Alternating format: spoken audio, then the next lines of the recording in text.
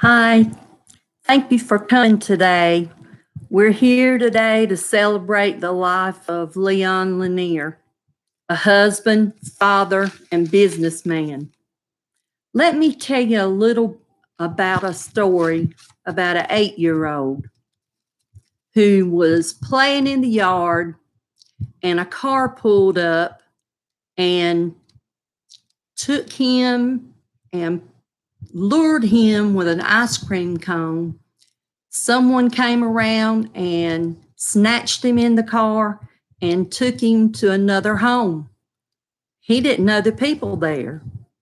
When he got there, he saw children playing, and in a few minutes, he was actually introduced to the man that took him. He said that he was his father.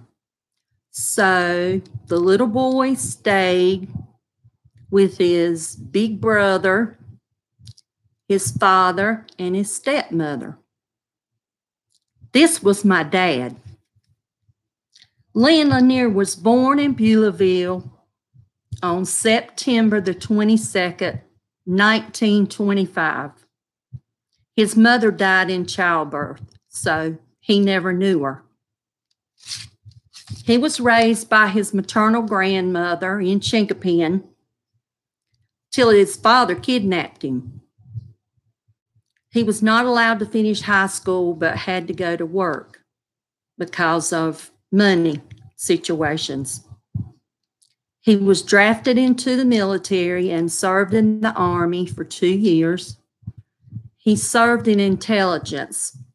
He traveled to Chicago to have some training there, and as soon as he got out of the taxi, someone stole all of his belongings.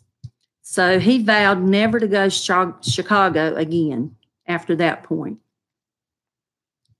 When he left the Army, he had a physical, and they saw that he had varicose veins and decided that he was not healthy enough to be in the Army anymore. So they gave him a military discharge. At age 33, he met the woman of his dreams, my mom, Lyde Lanier, or Lyde Thomas, I better say.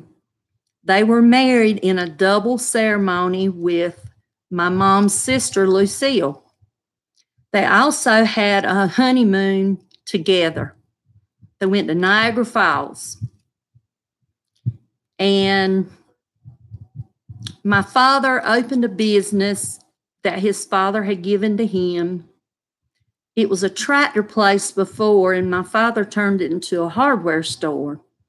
So he had a lot of men coming in wanting different things, and he would encourage them to get peanuts at the front of the store, take to the back of the store to the wood heater, and put them on the pan so they could be roasted.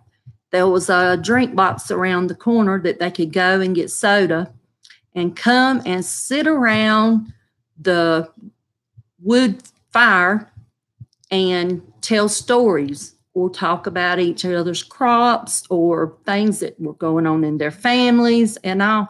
This was the little gossip corner for the men. Had salesmen to come in at times, and the salesman would take him and wine and dine him to try to get him to buy different things. And some of them actually became really good friends of his, and they met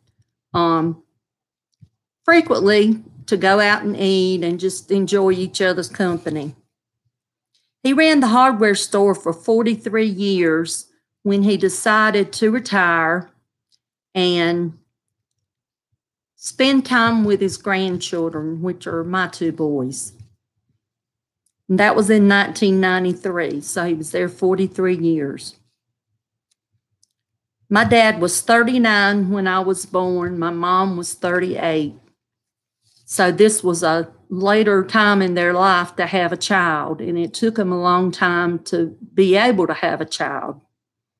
My dad had his hands full because he had a new baby and he had a sick wife. It got to the point that an incident occurred when I was about 2 years old. And my life was at risk at that time. My dad came and saved me, and my mother was put in Dorothea Dix. And I'm so thankful for that, for me to be able to have these years and be able to share these things with you. My dad had to cook, clean, do laundry, run the store, and we also had chicken houses. We had a chicken house that had 21,000 chickens in it. So I got involved with that, although I didn't want to get involved with it, but I learned all about the chicken business.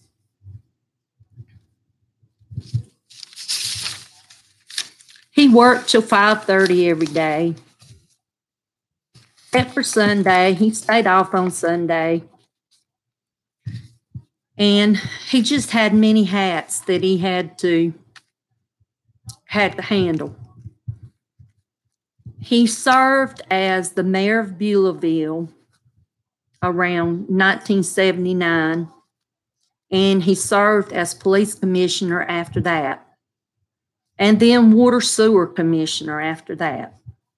During that time, there were different people who tried to have my mom arrested. There was some marijuana that was planted on the corner of the property that they meant to plant on someone else's property. Anyway, it was just a long story and a big mess that just got everybody upset. My dad's life was threatened several times because, they wanted him to do a certain way with his office, and he was doing what he felt was right. He even had somebody to show up in a meeting with a pistol and threatened to shoot him. That was when he decided it was time to get out of the political arena, that it was not a safe place for him to be. He was offered several times to run as mayor again. A lot of people encouraging him to do that, but he just decided it was best for him not to do that. He was also a church deacon for many, many years and a devout Christian. In conclusion, my dad was a great man, a great American, and a great father, a great person to many people. And my father was loved by many, and in return, he showed unconditional love to all. I miss the days with my father, but find comfort in knowing that I'll see him again in heaven. I love you, Dad. I miss you, Dad. I thank all of you for watching my video today and hearing my dad's story. I bless you all and be well.